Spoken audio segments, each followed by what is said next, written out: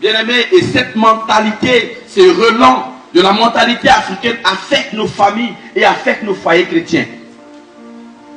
Cela, malheureusement, tu as eu la grâce de travailler, que tu es le premier à travailler, tu es condamné à aider tes frères et sœurs au détriment de ta propre famille. Bien-aimé, la jeune sœur, le jour de son mariage, sa belle-mère est arrivée du village avec la tête de poulet dans laquelle elle avait mis les deux pattes, attachée avec un fil qu'elle avait plongé dans le repas. Frères et sœurs, je voudrais vous dire simplement que ces choses-là nous influencent et sont là avec qui nous marchons. Je continue. Comment savoir qu'on est influencé? Pour savoir que nous sommes influencés, vous verrez que dans vos rêves, vous êtes parfois dans l'eau. Il y a des gens qui rêvent très souvent, ils sont dans l'eau. Soit vous êtes en train de vous noyer, ou soit vous poursuivez, vous traversez l'eau.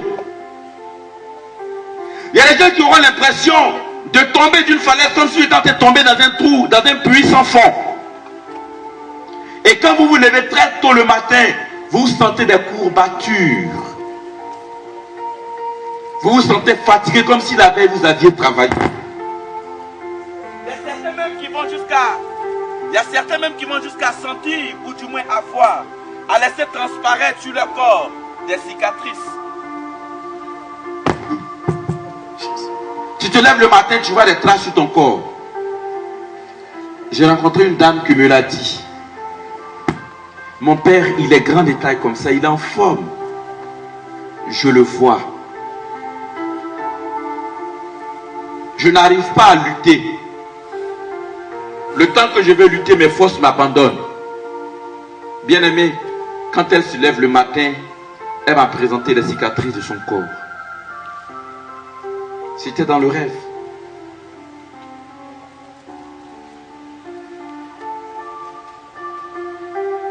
Comme je viens de le dire, vous verrez, ces personnes qui ont des rapports sexuels fréquents pendant la nuit ou dans les rêves. Fréquents.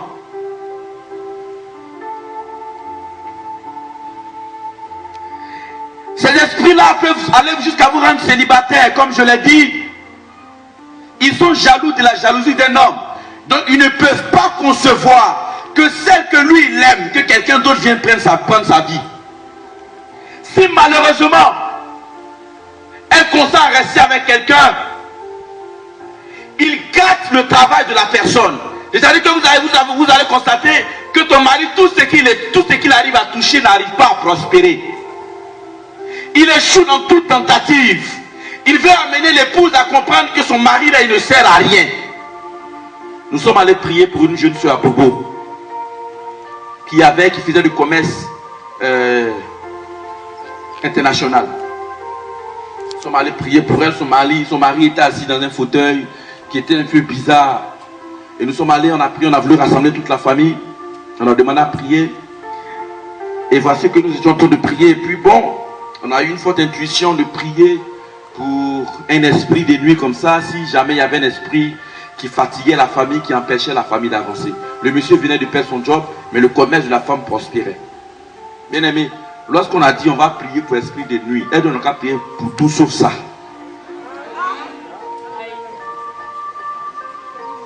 Elle dit, vous pouvez prier pour tout, mais affaire d'esprit de nuit, laissez ça. Bien aimé, son mari avait perdu son emploi, il était devenu bizarre. Mais la chance qu'avait perdu son mari était redevenue à l'avantage de la femme. Le mari, il était qu'un pot de fleurs dans la maison parce qu'il était invalide. Et nous nous sommes retirés parce que si quelqu'un ne veut pas qu'on prie pour lui, on ne va pas prier pour la personne. J'étais avec mes enfants que voici ici, proche de ma paroisse, je suis allé prier pour un monsieur, pour une dame engagée dans l'église. Cette dame, tous les vendredis, n'avait pas le droit de dormir sur son lit conjugal. Elle est mariée et elle communie à l'Eucharistie. Tous les vendredis, c'était le rendez-vous de la femme. En tout cas, de l'autre femme là-bas. Et donc elle dormait par terre. Elle-même son propre lit conjugal, elle dormait par terre. Et le monsieur dormait seul. C'est tellement spirituellement qu'il était avec elle. Pendant des années. Quand je suis arrivé, comme on m'a expliqué, j'étais étonné. Mais des chrétiens catholiques baptisés, convaincus de leur foi, quelqu'un même que tu ne vois pas te dit, tu demandes de dormir à terre. Aïe. Paye pas facture. Paye pas loyer. Et puis tu dors à terre sur une natte. Chaque vendredi. Bien aimé. Ça m'a fait mal. Sérieusement, ça m'a fait mal.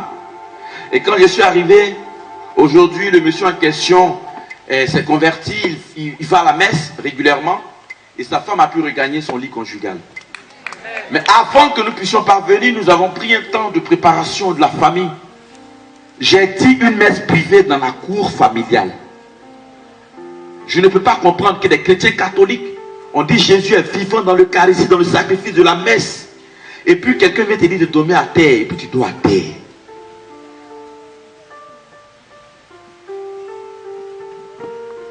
Vous allez constater que ces femmes-là ont des fausses couches répétées. Je ne sais pas ce qui arrive, mais quand vous êtes dans la période, ou du moins dans la bonne période, parce que les hommes qui ne veulent pas que les femmes aiment, parfois les disent, lui il leur dit tu es dans ta mauvaise période, sinon c'est tu es dans la bonne période. Quand ces femmes-là sont dans leur bonne période, c'est juste non. Parce que les gens disent dans la mauvaise période. Quand elles sont dans leur bonne période, au moment où arrive la fécondation, vous allez constater que quand vous êtes dans votre bonne période, c'est en ce moment que vous avez ces gens de songe. Ils arrivent au moment où arrive la fertilité et la fécondation. Vous allez voir des rapports sexuels bizarres. Ça peut être avec des hommes ou des femmes, peu importe l'apparence.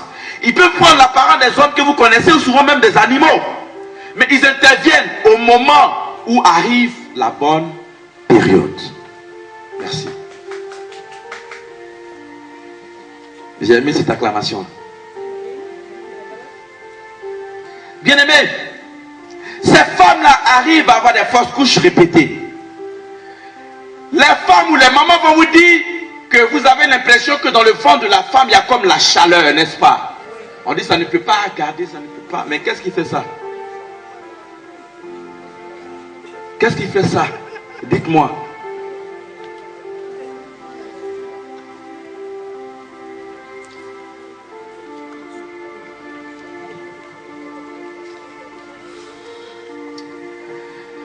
Les esprits des jours, les esprits des nuits sont capables de vous faire manifester le pouvoir de miracle. Ces esprits-là sont capables de vous permettre de prédire l'avenir. Est-ce que vous comprenez un peu? Regarde bien. Dans le livre des Actes des Apôtres, il y avait une jeune dame qui était chargée d'apporter de l'argent à ses maîtres par la divination qu'elle faisait. Quand Paul passait, elle a commencé à faire l'éloge de Paul. Celui-là, écoutez-le, c'est un homme de Dieu. Alors, Paul qui était revêtu de l'intuition, qui savait ce qui venait de Dieu ou pas, quand il a entendu cette femme, il a regardé cette femme, il a intimé l'ordre dans l'esprit qui était en elle de se taire. Bien aimé, la Bible nous dit que depuis l'instant où par l'autorité de son baptême, où Saint Paul a pris autorité sur cette dame, plus jamais elle n'a manifesté l'esprit de prophétie. Beaucoup de personnes sont dans leur maison, ils donnent des prophéties, vous y allez. Beaucoup de ces personnes-là donnent, ils vous disent ce qui va vous arriver et cela vous arrive, vous y allez. Je tiens à vous dire que même ces esprits-là font cela pareillement.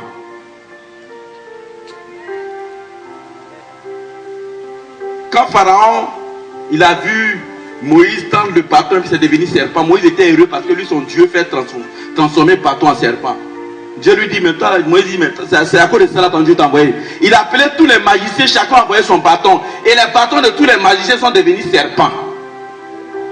C'est pas la même chose là, c'est pas la même transformation. Donc, ne soyez pas émerveillés que quelqu'un se lève ou marche. C'est pour cela que la vraie prédication, le but pour lequel Jésus est arrivé dans ce monde, ce n'est pas pour guérir, mais c'est justement pour apporter le salut dans toute la dimension de l'homme. Ce salut est spirituel, mais ce salut est également physique. Et donc, quand vous allez entendre un prophète ou un prédicateur quand il va finir de parler et qu'il ne vous annonce pas la conversion dans Jésus, faites attention à lui. Bien-aimés, vous comprenez maintenant que l'esprit est tellement subtil que son influence est aussi subtile.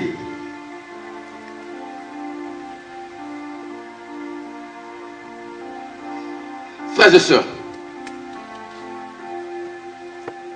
aujourd'hui l'impact ou l'influence des démons ou du diable, avant on disait que c'était les sorciers, les vieilles personnes du village, mais la stratégie est tout autre.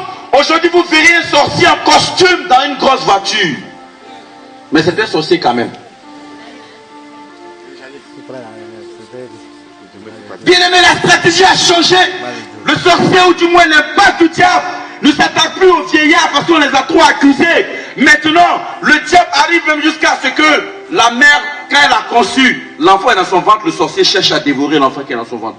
Vous allez comprendre pourquoi le diable s'est acharné quand le fils de la Vierge Marie était en son sein. Et que le livre de l'Apocalypse, chapitre 12, nous dit que cette femme a été préservée dans le désert. Elle a été cachée, nourrie, blanchie et protégée par Dieu. Pourquoi a-t-elle été protégée? Parce que le dragon rouge-feu cherchait à dévorer l'enfant qui était en elle. Le diable change de stratégie. Il va même jusqu'à prospecter pour voir les femmes enceintes qui ne prient pas, pour voir s'il peut influencer l'enfant qui est en elle. Beaucoup de femmes voient ces choses, mais spirituellement, elles ne peuvent pas comprendre.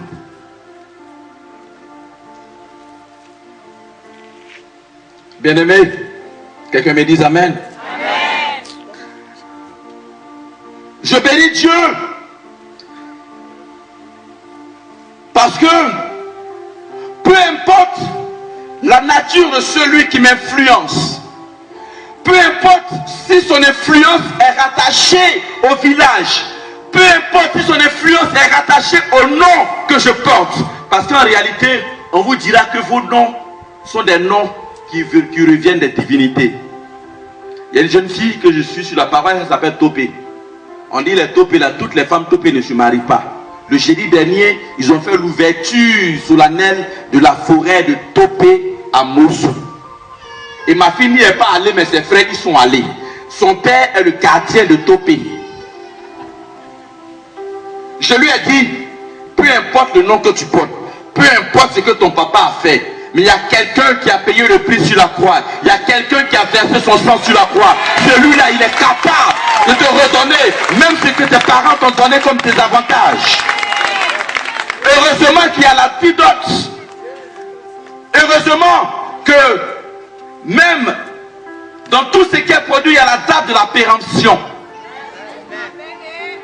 Ne dis pas pourquoi je suis né dans tel village où il y a trop de sorciers. Ne dis pas quel nom je porte, ces noms-là m'empêchent de me marier. Je tiens à te dire, il faut savoir d'où tu viens et qui est ton Seigneur. Je voudrais te dire, sache ceci. Non, je voudrais que tu saches que ton élévation, ton ascension, ta croissance spirituelle dépend de celui qui te forme. Quelqu'un m'a entendu? La performance de l'équipe dépend de son entraîneur. Celui qui aspire à grandir dépend de celui qui le nourrit. Or, vous savez qu'il y a quelqu'un qui est le maître. La Bible nous dit que quand il se tient, les ennemis, en le voyant, prennent la fuite. La Bible nous dit qu'il possède le nom qui est au-dessus de tout nom, afin qu'en son nom, tous genoux fléchissent au ciel, sur terre et aux enfers. Je ne sais pas d'où tu viens. Comment est-ce que tu es né? Mais je tiens à te dire, tu ne mourras pas comme tu es né. Il y a quelqu'un qui a payé le prix sur la croix. Mais tu ne peux pas imaginer que les démons ne sont pas le but pour lequel Jésus est venu. Ce n'est pas parce qu'il voulait chasser un démon qu'il est venu. Il est venu par l'amour pour toi. Et c'est à cause de cet amour qu'il tient compte de toutes les dimensions de ta vie. Quand tu es oppressé, il intervient. Non pas parce que le démon est important, mais c'est parce qu'il t'aime. Quand Jésus est arrivé à expulser le démon de la vie, de se posséder de Génézareth, ce n'était pas tant encore des démons, mais c'est parce qu'il veut donner la dignité à cette personne. Je voudrais simplement, pour pouvoir en sortir, pour pouvoir te libérer, que tu comprennes ton identité. Jésus te dit, tu es le sel et tu es la lumière. Il ne dit pas que tu es en train de devenir le sel ou tu es en train de devenir la lumière. Vous savez que Jésus est la lumière du monde. Et nous savons que la lumière est capable d'éclairer tout ce qui est obscurité. Quand tu dis Jésus est la lumière du monde, c'est un attribut qui est propre à Jésus. Or, voici que par l'amour, Jésus se dessaisit de cet attribut pour te le communiquer. Il ne se dit plus lumière, mais il dit tu es la lumière.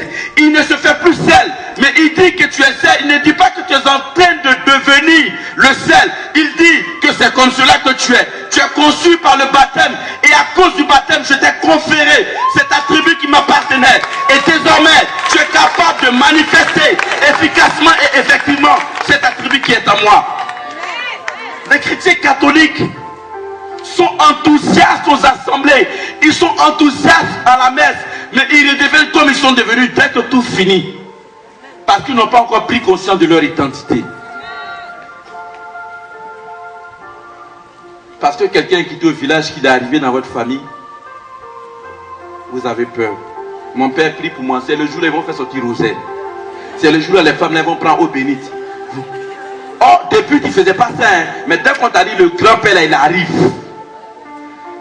Elles vont prendre les bidons de combien de litres là. Mon père bénit l'eau pour moi. Mais si ce n'est pas la peur, tu accueilles l'adversaire. Dis-toi que quelqu'un rentre chez toi, même s'il manque de toi. Toutes les personnes qui prient par la peur sont des personnes qui ne prient pas par une bonne motivation.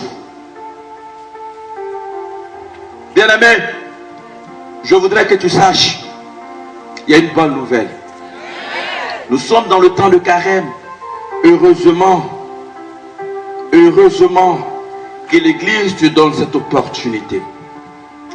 Quand tu comprendras la racine du mal qui te tient, tu prendras des dispositions en conséquence. Quand tu es influencé négativement, il y a des choses que tu ne pourras pas te permettre.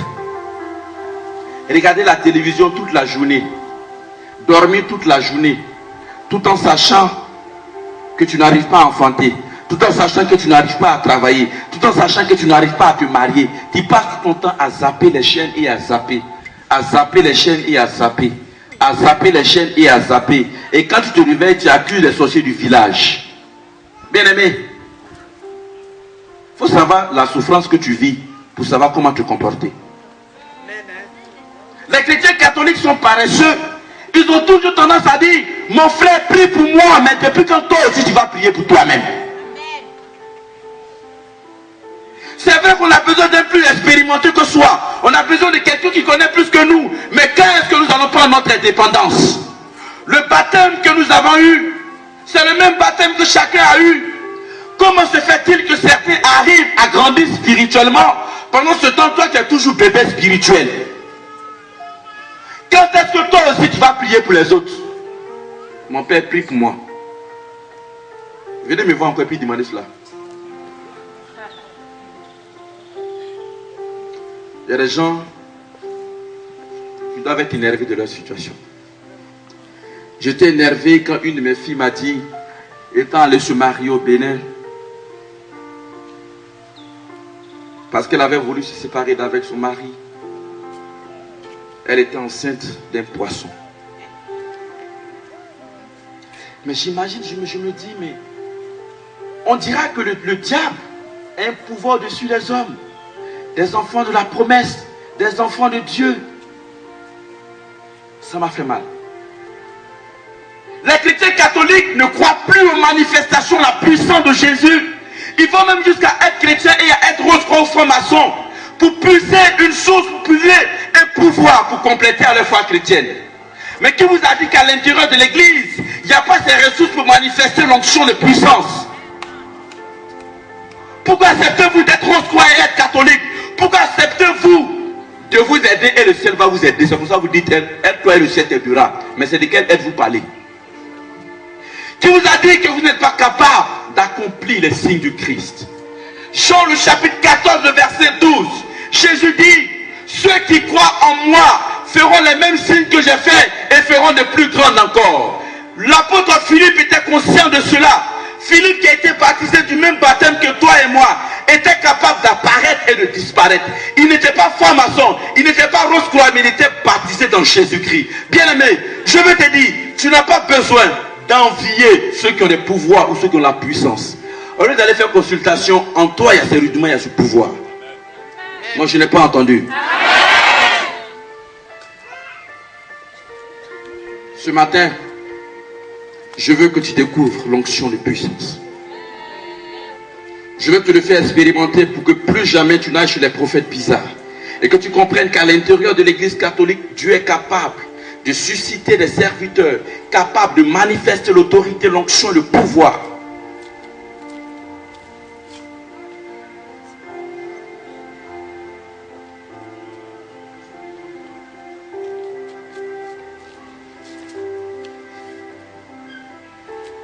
Bien-aimé, tu es un homme de bénédiction, tu es une femme de bénédiction. Je suppose que tout ce qui t'arrive fait partie de la contingence, fait partie des choses qui font partie de la vie de l'homme. Mais n'accepte pas ta situation, n'accepte pas de te plaire dans ce que tu vis. Ne dis jamais on va faire comment. Ça va aller. Et puis ton âge avance.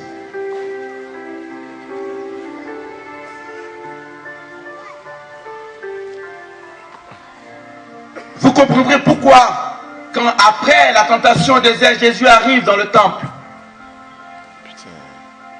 Lorsqu'il ouvre la loi de Moïse, il dit, l'Esprit du Seigneur est sur moi. Il m'a conféré l'onction pour dire aux sourds qu'ils entendent, aux aveugles qu'ils voient, aux muets qu'ils parlent, aux paralytiques qu'ils marchent. Et dites-leur que la bonne nouvelle est annoncée. Ce que vous entendez, c'est aujourd'hui qu'elle s'accomplit. Bien-aimés, ce que vous venez d'entendre de ma bouche est capable de s'accomplir pour vous aujourd'hui. Si seulement vous croyez à l'autorité, au pouvoir de ce Jésus, mort et ressuscité, est-ce que tu peux acclamer mon Jésus?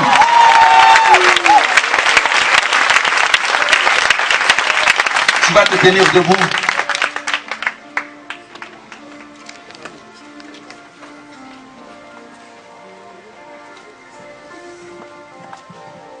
Je veux que tu expérimentes aujourd'hui, que tu saches que ton Dieu est puissant. Rien ni personne ne peut t'empêcher d'aller où tu dois aller. Est-ce que tu peux commencer déjà à dire merci à Jésus? Je veux t'entendre dire merci à Jésus. Dis merci pour cette occasion qu'il te donne. Dis-lui merci pour cette joie qu'il te donne de te trouver ici. Dis-lui merci parce que c'est une grande joie que d'avoir entendu cette bonne nouvelle. Seigneur, merci. Merci pour la vie. Ce message qui bouleverse ma vie, qui transforme, qui me donne de prendre une décision pour marcher à ta suite. De croire que tu es capable, que tu es puissant et que tu agis encore aujourd'hui. Seigneur, je te bénis. Je te bénis pour moi, mais je te bénis aussi pour mes frères et soeurs, pour ma famille. Pour toutes ces personnes qui comptent sur moi. Pour toutes ces personnes qui espèrent en moi.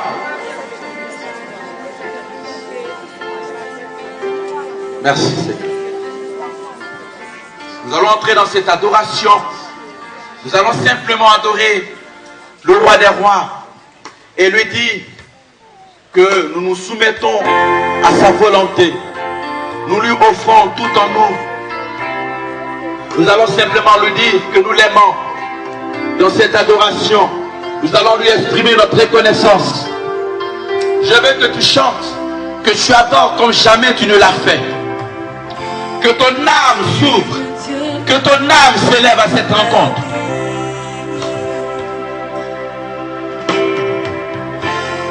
En toi j'ai trouvé le salut.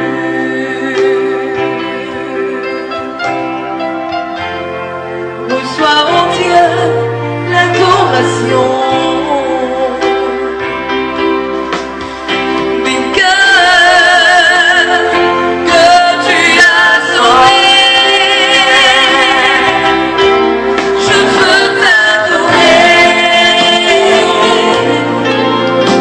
Lève les mains et adore mon Seigneur.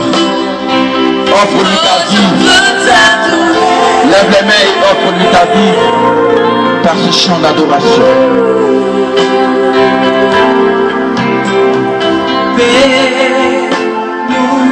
Si tu connais ce chant, tu peux chanter avec le cœur, s'il te plaît.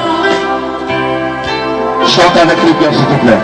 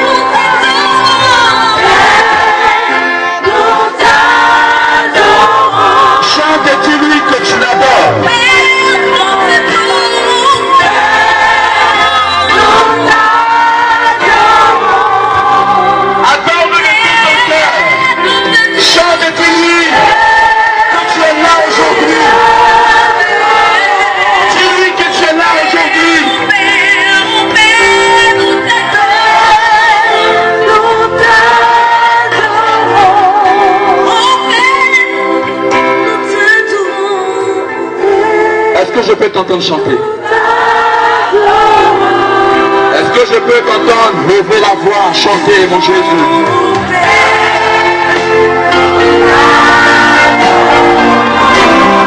Dans cette louange, dans cette adoration, j'ai entré de dire à Dieu que ta vie lui appartient. J'ai entré de lui dire que tu lui appartiens.